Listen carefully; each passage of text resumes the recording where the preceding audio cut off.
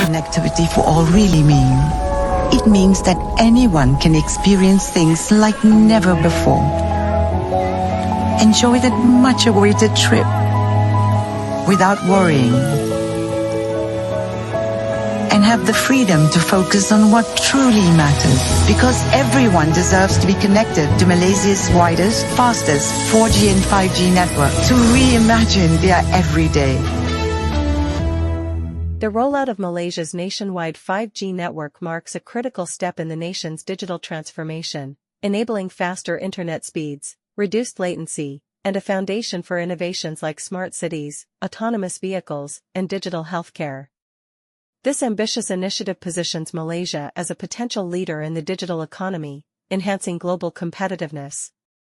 However, the 5G rollout isn't solely a technological challenge. It requires robust leadership and coordination among government bodies like KKD and MCMC, telecommunications companies, and tech providers. A key player is Digital Nasional Berhad, DNB, tasked with deploying 5G infrastructure through an innovative shared model, addressing competition, cost efficiency, and equitable access. Next, I will explain how leadership plays a key role in Malaysia's 5G network expansion. This is an exciting step for our country, and strong leadership is essential to make it a success. There are three leadership styles that can guide us, which are transformational leadership, situational leadership, and digital leadership. Let's start with transformational leadership. This style is all about inspiring and motivating teams to achieve great results. Transformational leaders act as role models, creating trust and a clear vision for the future. For Malaysia's 5G rollout, this means inspiring stakeholders by showing the long-term benefits, like better connectivity and improved services in healthcare, education, and business.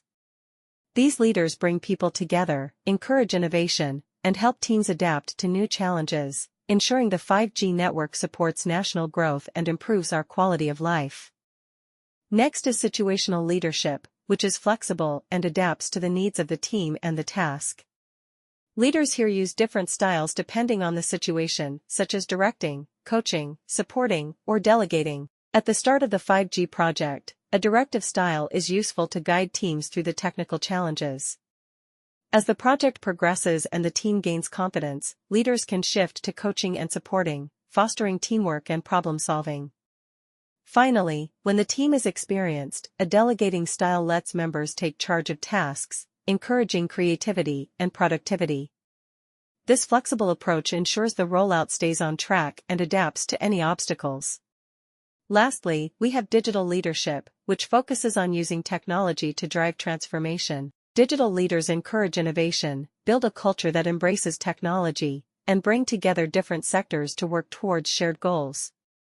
For Malaysia's 5G expansion, digital leaders need to clearly communicate the importance of 5G, promote collaboration, and solve challenges like varying skill levels and regulations. By doing this, they can ensure 5G isn't just about better connectivity, but also about boosting the economy and improving everyday life for Malaysians. In summary, transformational, situational, and digital leadership are essential for successfully expanding Malaysia's 5G network. With the right leadership, we can make 5G a foundation for innovation, growth, and a brighter future for everyone. Malaysia's 5G network rollout is a transformative initiative aimed at enhancing digital connectivity and driving economic growth. However, several challenges must be addressed to ensure its success. 1. Regulatory and policy constraints. 2. Infrastructure and technology gaps. 3. Public awareness and digital literacy.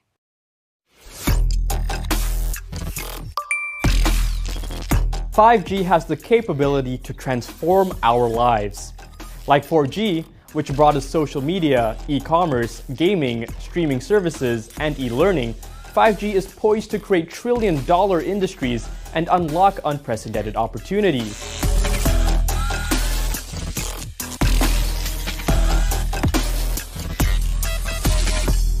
This next-generation network promises to be a game-changer, revolutionizing industries such as healthcare, business, manufacturing, and smart infrastructure, and potentially being a catalyst for economic growth and improving income levels. But for Malaysia, the path to 5G isn't just about technology. It's also about navigating complex policies and market dynamics. The story of Malaysia's 5G rollout began in 2021, when the government established Digital Nasional Berhad, or DNB. Tasked with leading the rollout, DNB was created as a single wholesale network, or SWN.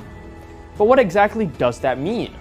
In an SWN model, DNB, with the help of Ericsson, will build and own the nation's 5G infrastructure, and then sell access to this network to telecommunication companies, who will then compete to offer 5G services to consumers. This model aims to reduce costs, ensure widespread coverage by avoiding redundant infrastructure development, and create a level playing field for all telcos. However, the establishment of an SWN also raised concerns about creating a monopoly. Critics worried that having one company control the entire 5G infrastructure could stifle competition, limit innovation, and give DNB and Ericsson too much power over the market. In 2022, as a response, the government decided to divest 70% of its shares in DNB to telco companies under a shared subscription agreement.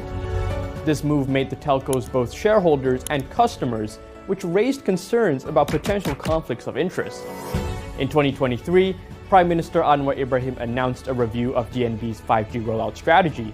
The government proposed introducing a second 5G network, transitioning from an SWN model to a dual network model run by telecommunication companies selected through a bidding process.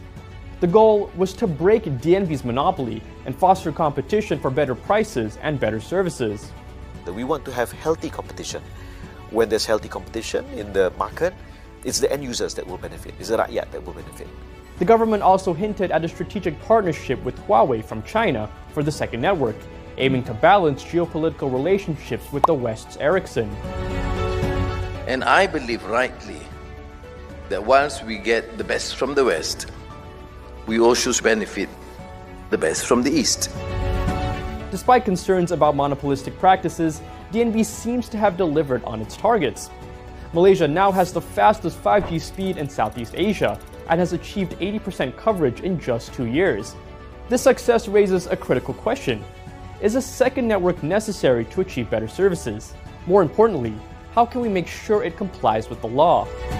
The introduction of a second network could potentially violate Section 133 of the Communications and Multimedia Act 1998, which prohibits actions that diminish competition.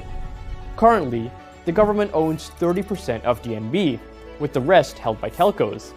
These telcos have seats on DNB's board, positioning them as both shareholders and customers. This dual role raises conflict of interest concerns, especially when it comes to the government's decision on which telco to award the second network. Bukankah sekiranya pesaing-pesaing ini ada dalam DNB sekarang? Mereka jadi ahli lembaga pengarah, mereka jadi pemegang saham. Bukankah itu akan memberikan unfair advantage kepada mereka untuk mengetahui banyak perkara dalam DNB sekarang? Kemudian mereka akan keluar dan jadi pesaing kepada DNB, dan ini akan menyebabkan DNB sendiri ada unfair disadvantage. There are also concerns that the second network would play by different rules. Under the SWN model, DNB must go through telcos before reaching consumers. In contrast, a second network owned by a private telco could sell. Based on some of the challenges described before, brainstorming solutions in order to overcome problems in the leadership aspect is important to control the challenges of the 5G network in Malaysia. The first point is by implement policy and regulatory framework, secondly by strengthen user adoption and education, lastly by encourage investment and private-public partnership. The concern of a successful policy and regulatory framework is critical for the successful implementation of 5G networks implementation. Spectrum allocation is dominant because it refers to the range of electromagnetic frequencies used for transmitting data wirelessly. For mobile network operators, having access to the right frequencies is essential for deploying 5G services effectively. 5G technology requires specific frequency bands to operate optimally.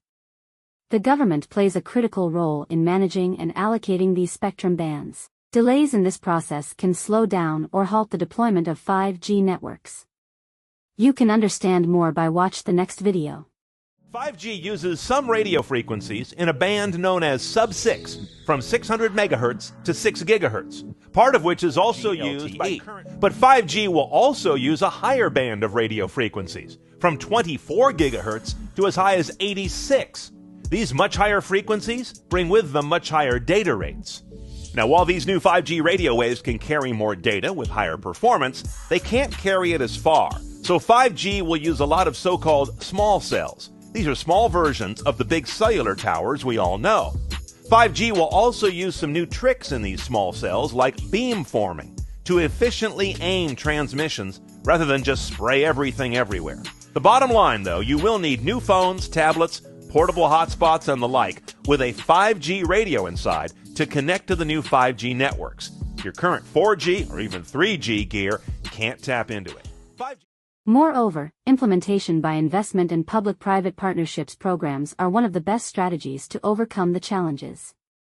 These approaches can facilitate infrastructure development, enhance technological innovation, and ensure equitable access to 5G services to control low latency, complexity, and data protection difficulty among users. The 5G Public-Private Partnership, 5G PPP, is a concrete result of the unified push from the information and communication technology (ICT) sector to have a leading position in the global arena. Investing in 5G infrastructure is needed for enabling the advanced capabilities that the technology promises in order to make it easier to manage, deploy, and use for everyone. Last but not least, to maximize and handle the problem of lack of public knowledge and comprehension of 5G technology in Malaysia. User adoption by awareness campaigns is compulsory in the hope of conducting public education campaigns to inform citizens about the benefits and safety of 5G technology can alleviate concerns and encourage adoption.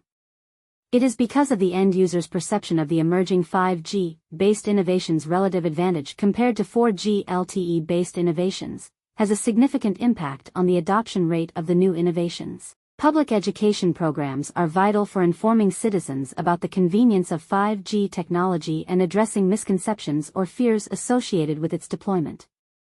The program can be successful by informing the public. Many individuals may not fully understand what 5G technology entails, including its capabilities and advantages over previous generations.